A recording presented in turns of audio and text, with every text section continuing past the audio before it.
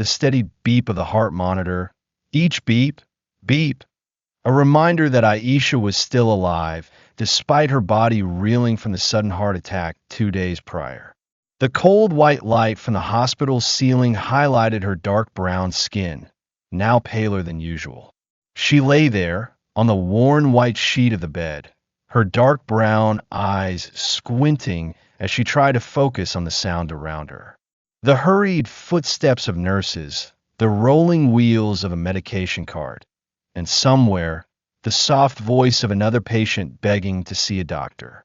But to Aisha, everything seemed distant, as if she were trapped in a world she didn't belong in. Aisha was not one to easily surrender to pain.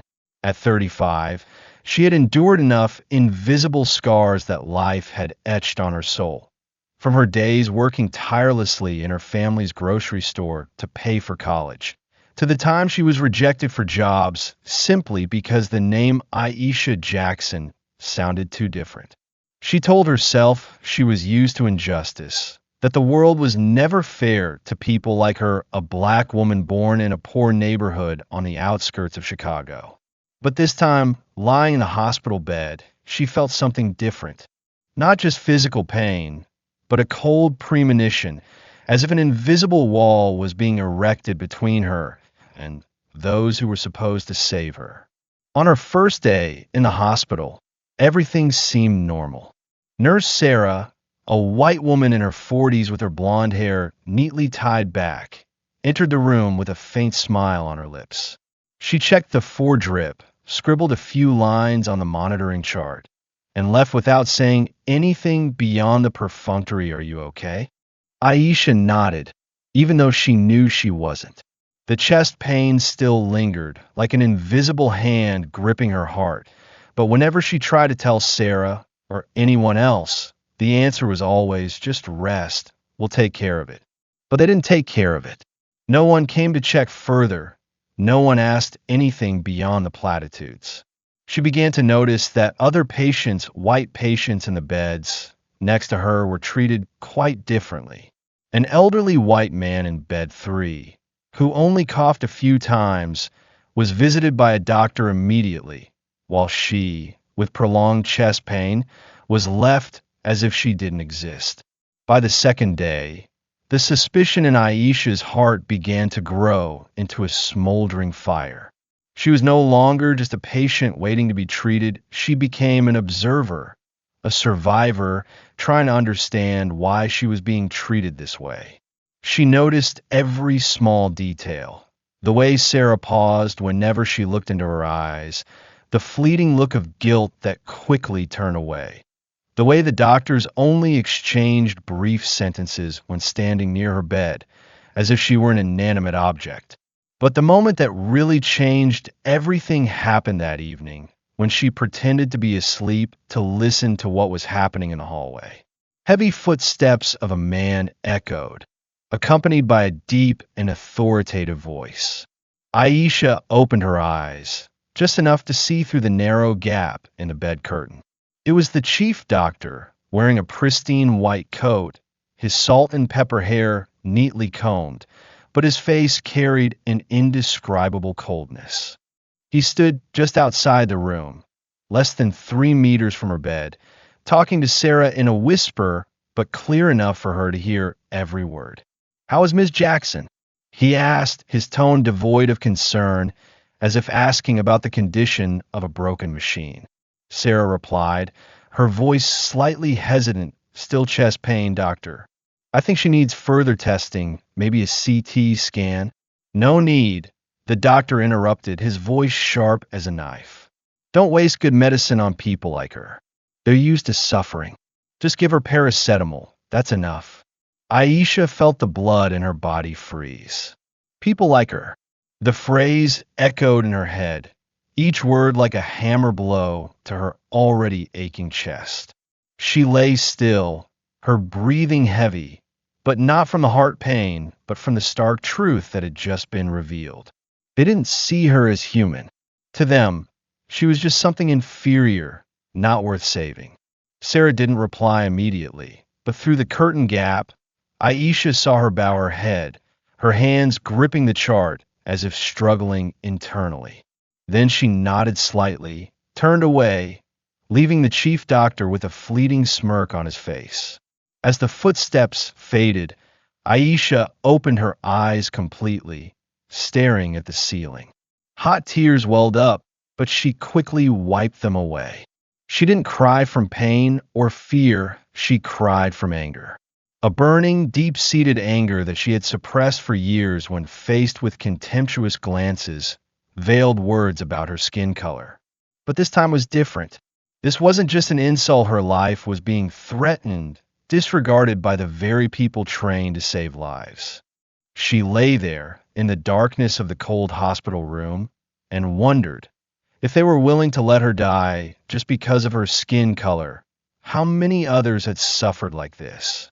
How many had been abandoned, forgotten, just because they didn't fit the invisible standards of those in power in this hospital? The question gnawed at her mind, turning into a silent vow. She wouldn't let them win. Not this time. The next morning, Aisha woke up with a clear plan in her head. She was no longer a passive victim. She would find a way to expose the truth, no matter the cost. But first, she needed an ally, and the only person she could think of was Sarah. Although Sarah seemed to be part of the system, the fleeting look of guilt in her eyes last night gave Aisha hope. Perhaps, deep down, Sarah felt something wasn't right. Perhaps she could be swayed. When Sarah entered the room for her routine check, Aisha didn't lie still as usual. She sat up, despite the chest pain still making her wince, and looked straight into the nurse's eyes. "I heard what he said last night," she said, her voice calm but sharp. "And I know you heard it too." Sarah paused, the syringe in her hand trembling slightly. I don't know what you're talking about," she stammered, but her averted gaze betrayed her words. "Don't pretend," Aisha continued, her voice now carrying an unshakable determination. "They want me dead, and you know it. But I won't let them. I need your help." Sarah stood still, her face pale. She didn't say anything for long seconds, but Aisha could see the struggle in her pale blue eyes. It was a fateful moment, a moment when Aisha knew that, whatever the future held, she had crossed the line. From a neglected patient, she had become a warrior in the dark, ready to confront a corrupt system to reclaim justice not just for herself, but for all those who had been forgotten. The dim light from the hospital hallway shone through the crack in the door, illuminating Aisha's tense face. Her eyes glowed in the darkness, not from the light, but from the fire of determination burning within her. After the brief conversation with Sarah this morning, she knew she had planted a seed of doubt in the nurse's mind. Sarah didn't agree immediately, but she didn't refuse either. Just a trembling nod, an averted glance, and the whisper, "I'll think about it," were enough for Aisha to understand that she wasn't completely alone. But time waits for no one, and she needed to act before the hospital realized she wasn't an easy prey.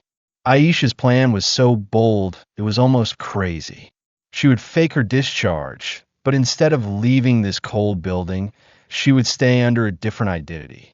The idea came to her like a flash of lightning in the night. The cleaning staff uniform. Those who mop floors, push trash carts, and make beds there almost invisible to the arrogant doctors and nurses. No one pays attention to them. No one suspects them. It would be the perfect mask for her to infiltrate the system, observe, listen, and gather evidence of what was really happening behind the pristine white curtain of this hospital.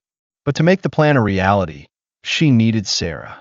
Not only to cover up her actual departure, but also to get the uniform and a small corner in the hospital where she could hide. When Sarah returned in the afternoon shift, carrying the tray of medicine with the cheap paracetamol prescribed by the chief doctor, Aisha didn't let her speak. "Have you finished thinking?" she asked, her voice low but sharp as a knife cutting through the stifling air. Sarah stopped, her hands gripping the medicine tray so tightly that her knuckles turned white. "You're crazy," she whispered, but her eyes were no longer as evasive as before. If they find out, not only you, but I will be finished too. Then don't let them find out, Aisha replied, without hesitation. You know what they're doing is wrong. You see how they treat me, people like me. If you do nothing, you're part of it too. Aisha's words were like an invisible punch, making Sarah take a half step back. She bit her lip, her pale blue eyes flashing something, maybe fear, maybe guilt.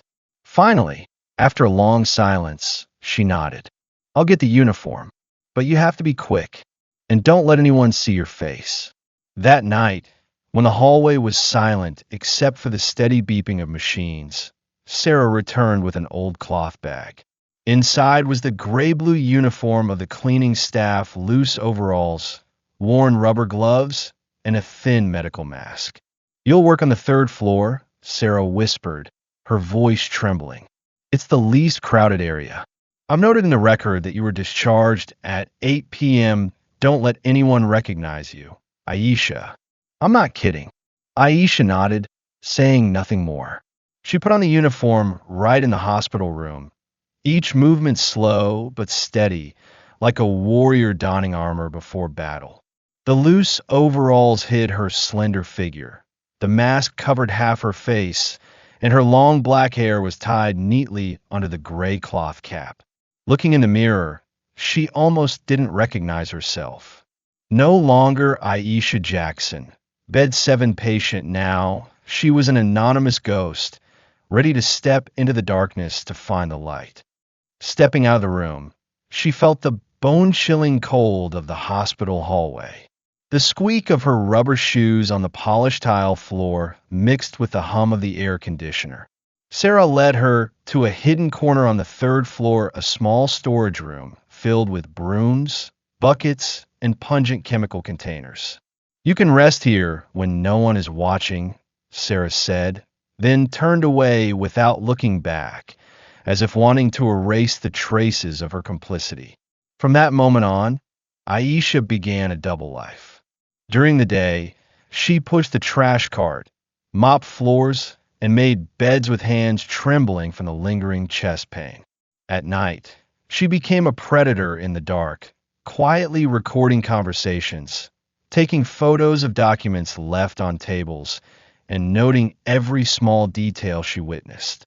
With an old phone hidden in her pocket, she turned herself into a secret journalist, an unnamed detective, a survivor fighting for those who no longer had a voice. In the early days, she discovered things that made her heart ache. An elderly black patient in the intensive care unit was given expired medicine. The vial was hastily thrown into the trash, but Aisha managed to photograph the label before it disappeared.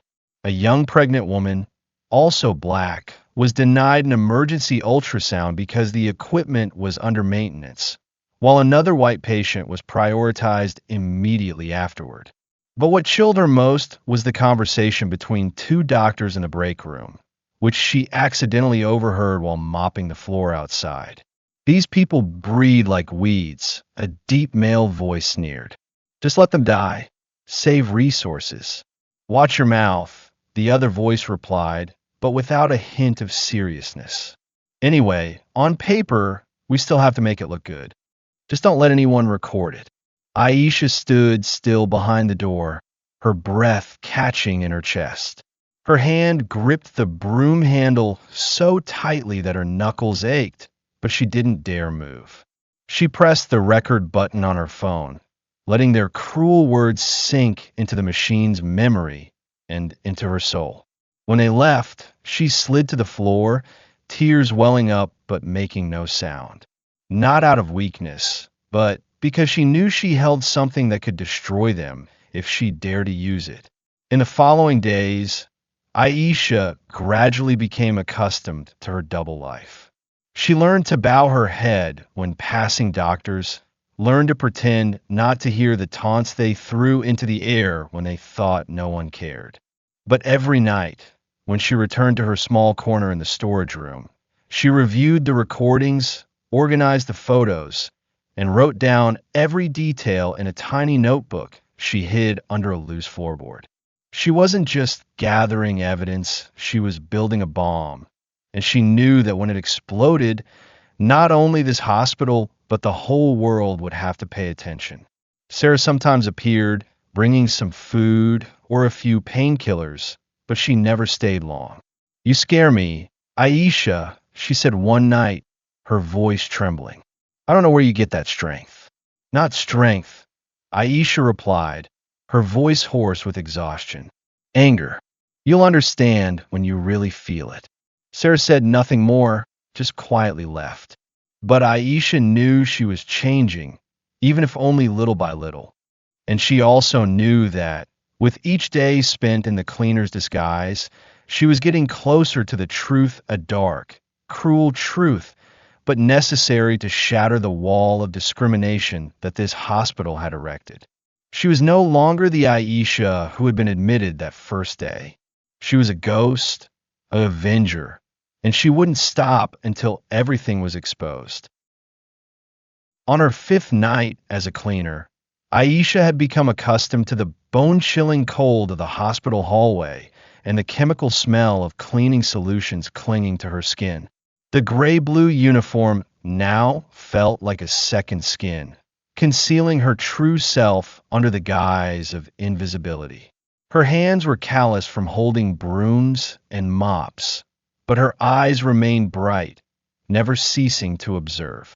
She had gathered a small but valuable trove of evidence: cruel recordings, hastily photographed expired medicine vials, and meticulous notes on how black patients were treated like trash in this system. But tonight, she didn't expect to witness something so horrific that it would change everything, a deep cut into her soul that nothing could heal. The wail of an ambulance siren pierced the silence of the third floor. Aisha was pushing the trash cart through the recovery area when she heard hurried footsteps and shouting from the main entrance. She stopped, hiding in a corner behind the storage room door, where she often concealed herself. Through the narrow gap, she saw nurses and doctors rushing in, but not with the urgency of lifesavers, but with the cold indifference she had become too familiar with. A stretcher was hurriedly pushed in, carrying a black boy, about 12 years old, lying motionless. Blood soaked the white sheet, flowing in long streaks from his broken arm and the open wound on his chest. His eyes were closed, but his chest still rose and fell weakly, like a candle about to go out in the wind. "Car accident," a nurse shouted, her voice breaking with panic. "Need to get him to the operating room immediately." Aisha held her breath, her hand gripping the trash cart handle tightly. She immediately recognized the attending doctor. It was him, the one who had ordered "don't waste good medicine" on her the night before. He stepped forward, his cold eyes scanning the boy as if looking at a broken item.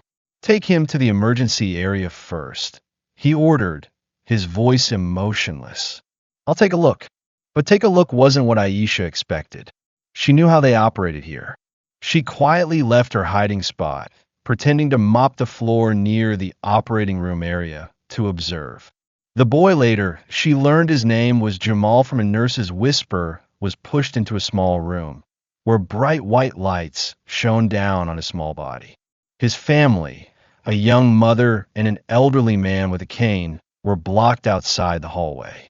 The mother's cries rang out, heartbreaking and desperate, like a knife stabbing into Aisha's heart. "Please save my son. Please," she screamed, but the operating room doors slammed shut, separating them from the truth inside. Aisha stood there, a few meters from the door, the mop in her trembling hand. She couldn't go in, but she couldn't leave either. She knew she had a witness, had to record, even if it meant facing a nightmare she wasn't ready for.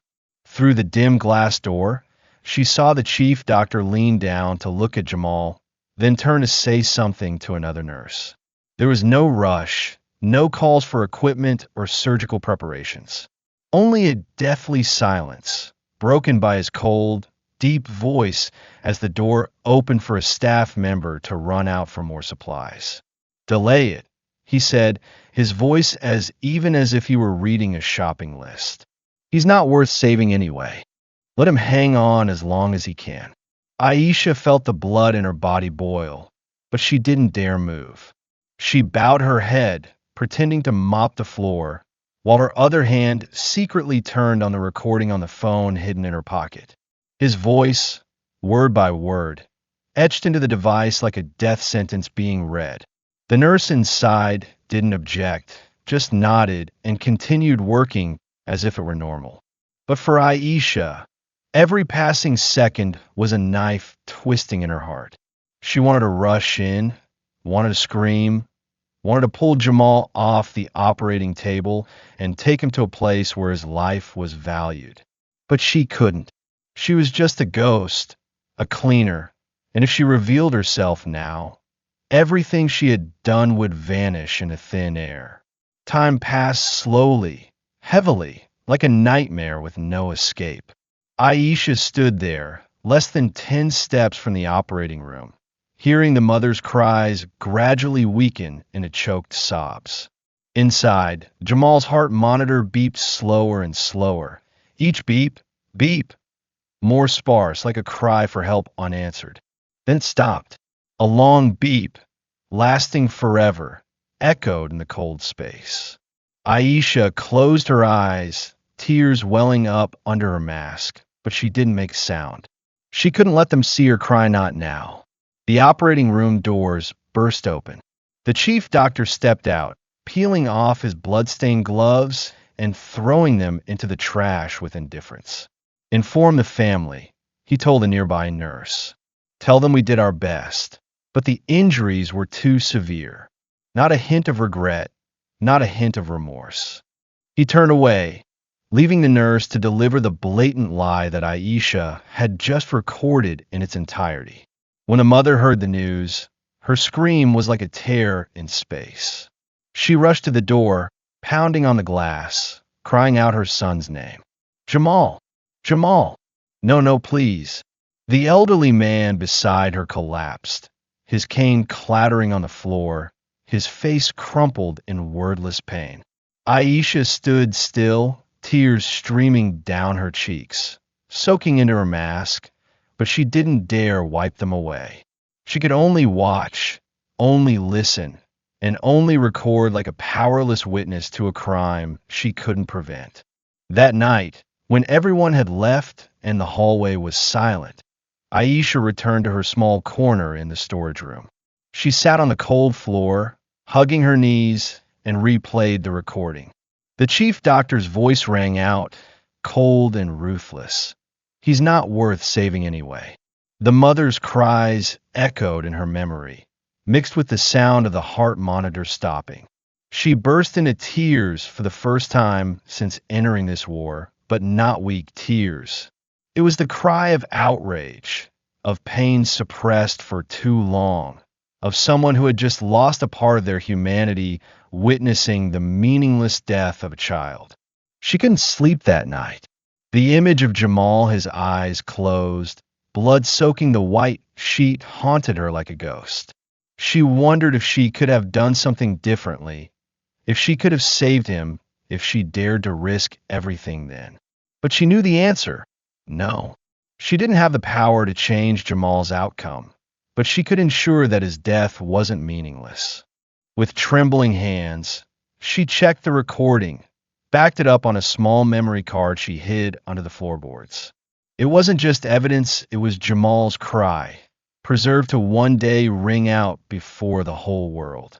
The next morning, as the weak dawn light filtered through the window, Aisha stood up, wiped her tears, and put on her uniform. She was no longer the woman admitted for a heart attack. She was a survivor, an avenger, and now she carried Jamal's soul in every step. His death was the final flame that burned away all hesitation within her. She wouldn't stop, wouldn't back down, until those under the operating lights paid for every drop of blood they had carelessly shed. After Jamal's death, Aisha was no longer a silent ghost. She was a smoldering flame, burning in the dark, waiting for the moment to explode.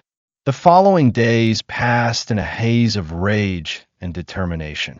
The gray-blue uniform was now more than just a disguise. It was a symbol of the war she had chosen, a reminder that she stood on the line between life and death, not just for herself, but for all those crushed by this system. Each recording, each photo, each line in her tiny notebook now carried the weight of blood and tears, especially Jamal's, the boy she couldn't save. She knew she couldn't hide forever. The evidence she had gathered from the chief doctor's cruel words, the expired medicines, to the final recording of Jamal's death was enough to shake this hospital to its roots. But for it to truly have power, she needed to bring it into the light. Not just in the darkness of the storage room, not just in whispers between her and Sarah, but before the whole world. The thought both terrified and compelled her to act. She didn't have much time. Each passing day was another day that people like the chief doctor could take someone's life without punishment. On the seventh night, as the hospital fell into a false silence, Aisha sat in her small corner of the storage room, the light from an old flashlight illuminating the neatly arranged evidence. She backed up everything onto a second USB drive, carefully hiding it in a crack in the wall, then began uploading the files to an anonymous cloud account she created on her phone.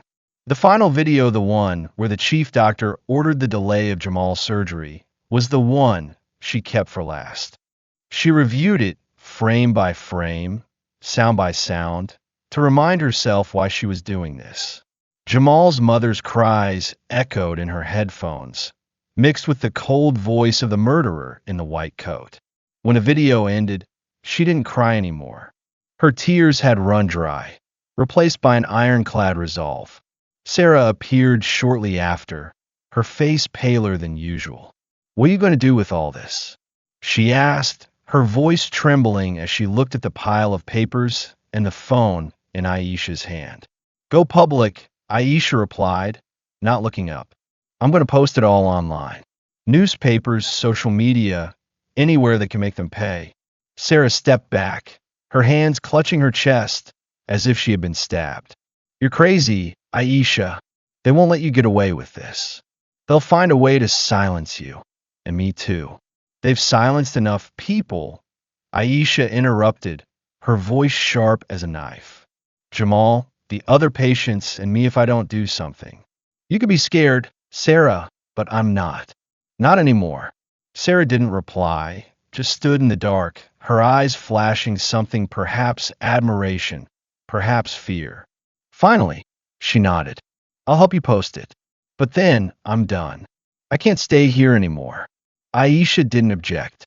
She understood that Sarah had gone further than she ever imagined, and she had no right to ask for more.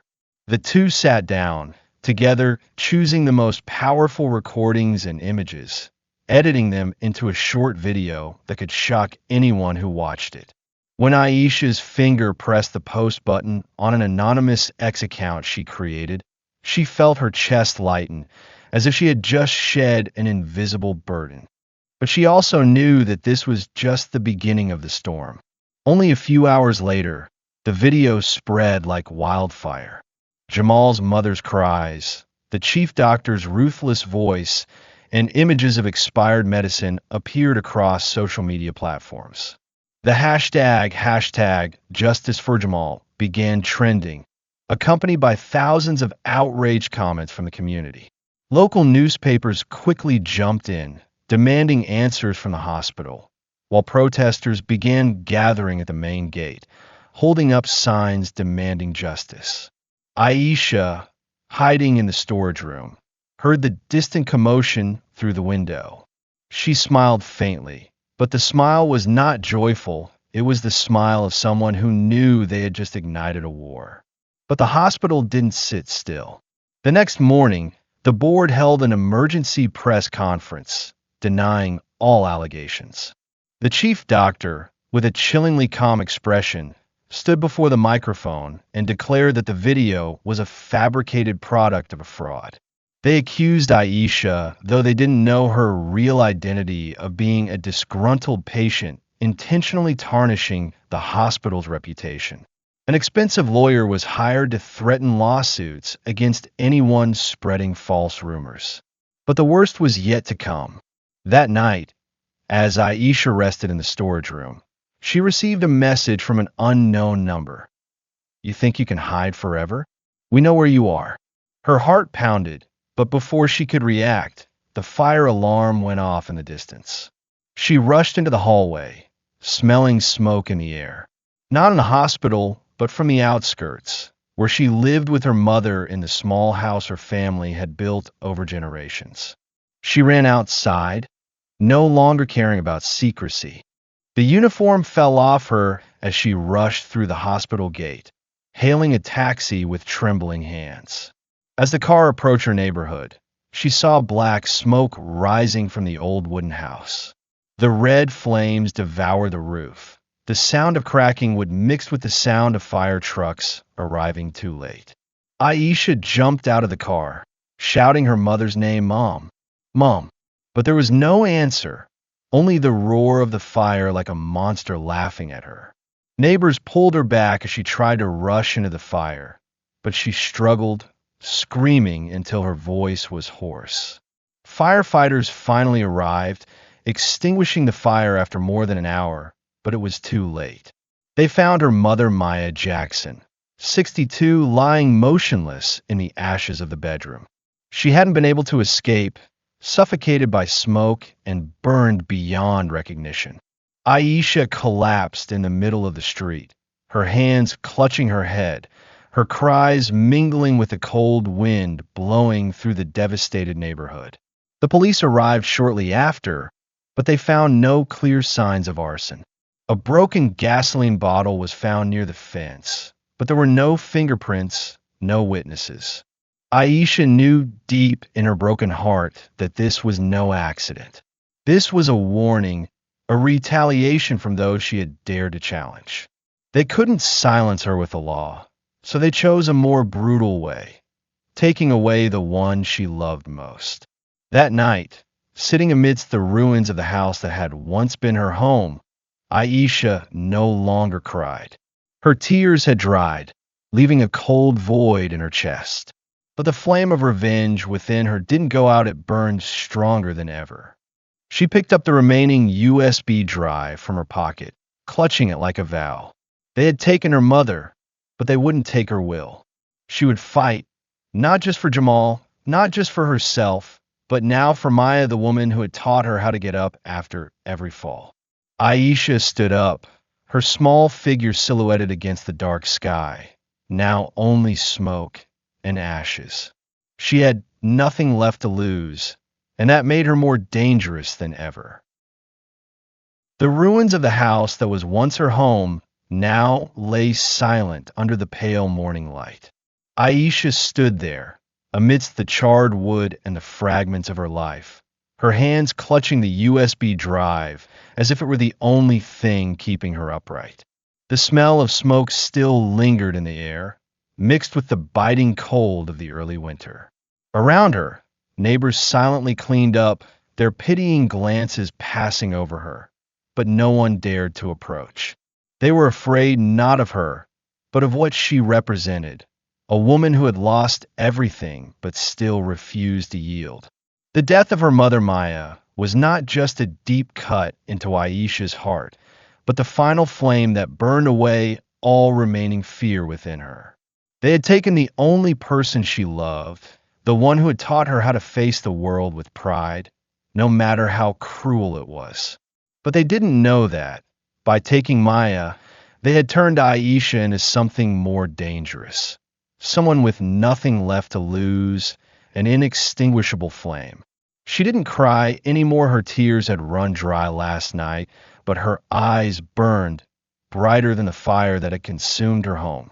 Aisha didn't return to the hospital immediately. She knew they were waiting for her, those in white coats with fake smiles and smooth lies.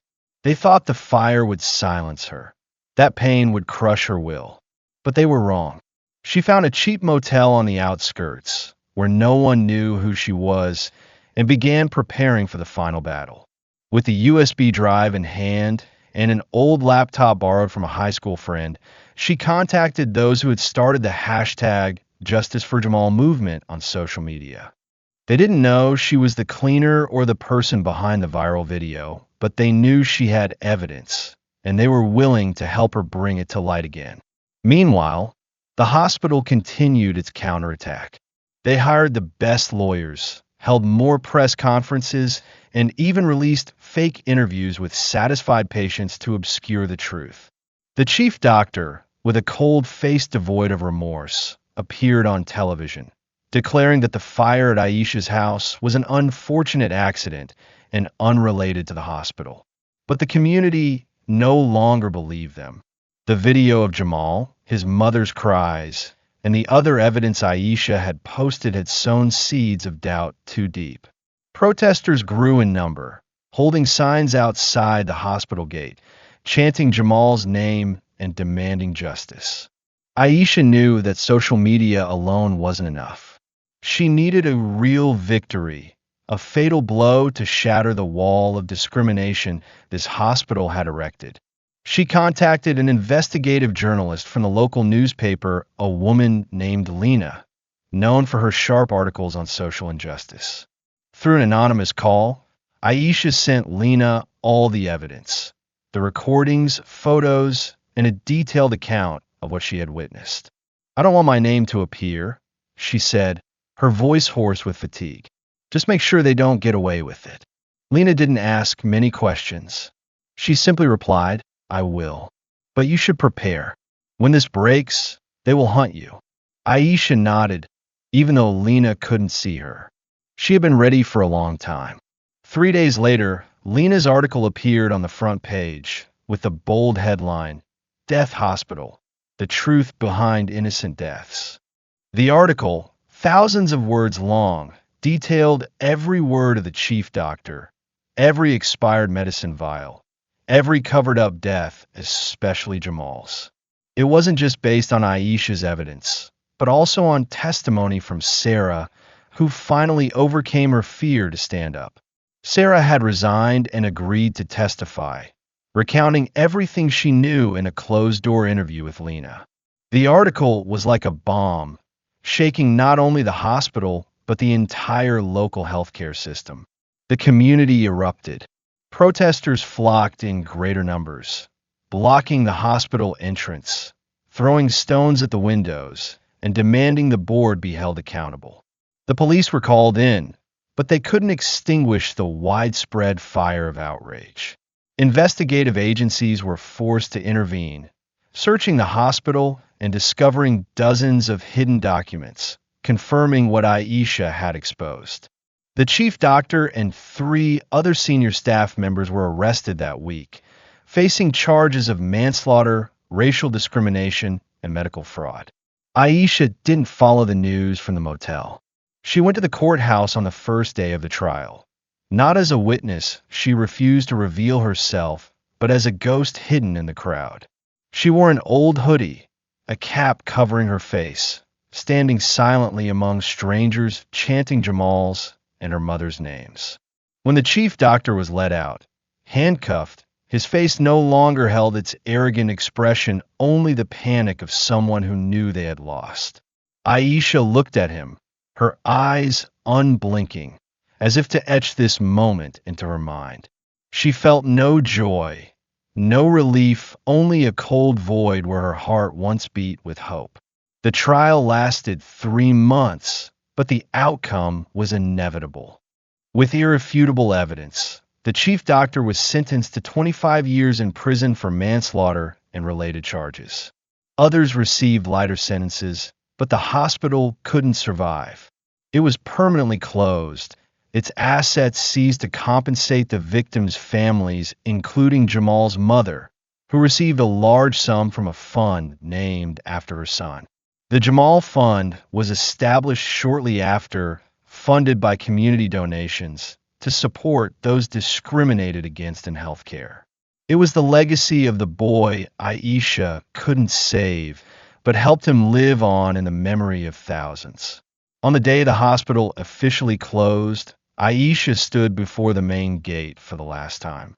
The building was empty, the windows shattered, and the once bright sign was now covered in dust. She said nothing, just silently placed a white flower on the ground, not for the hospital, but for Jamal, for her mother, and for all those forgotten in the darkness of this place. Then she turned away, stepping into the weak afternoon sunlight, her small figure fading into the distance. Justice had been served, but it didn't bring the peace Aisha had dreamed of. Every night, she still heard Jamal's mother's cries, the roar of the fire in her house, and her mother's whisper, "Don't give up, my daughter." She had won, but the price was too high. A ruined home, a lost family, and a heart forever scarred.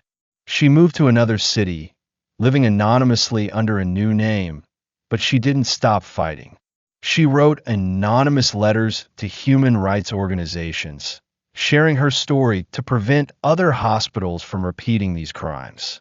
She vowed to continue, not for herself, but for those who no longer had a voice. Aisha was now a ghost of herself, but she didn't regret it. On the ashes of the past, she had built a flame of justice not bright, not warm, but strong enough to illuminate the dark corners that the world deliberately ignored. Aisha's story is not just about an individual confronting injustice. It's a mirror reflecting the darkest corners of society, where racial discrimination seeps into the most sacred places, like the healthcare system. From the moment Aisha lay in the hospital bed, treated as disposable by the chief doctor, to when she stood amidst the ruins of her former home, her journey is a symphony of pain, outrage, and resilience.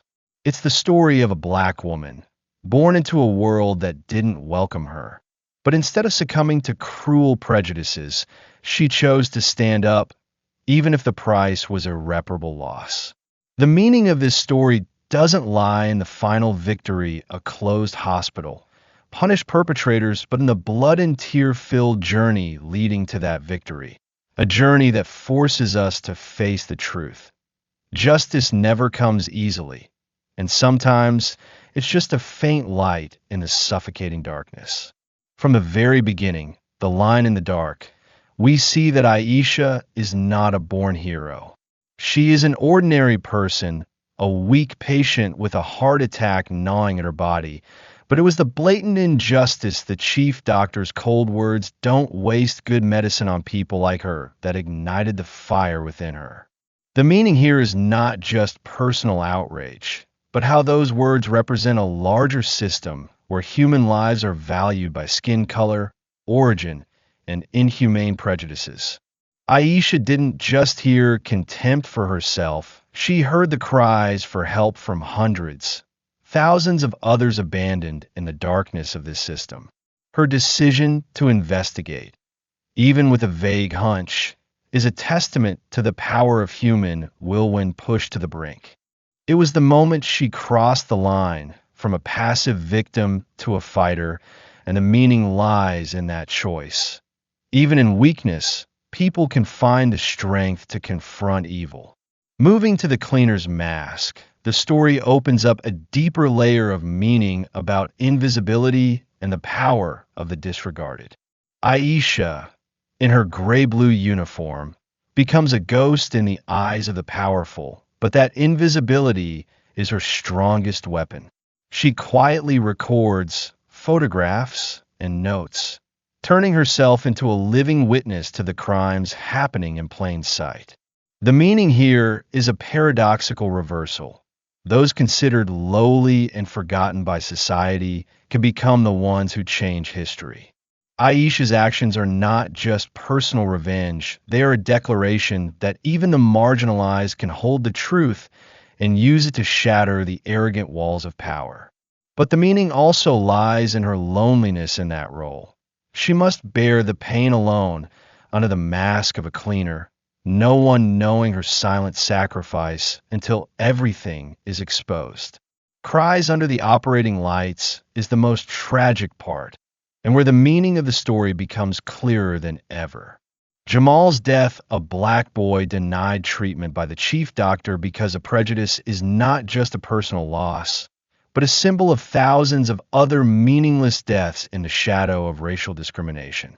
His mother's cries, mixed with Aisha's helplessness outside the operating room doors, are the sounds of a world where justice is choked by indifference and cruelty.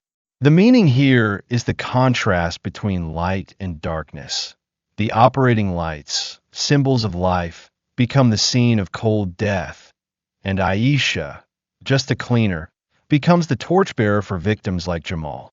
But the deeper meaning is the price of truth. Aisha must witness, record, and live with that pain so that one day Jamal's cries can ring out before the world. It's a scar that will never heal, but also the motivation for her to continue.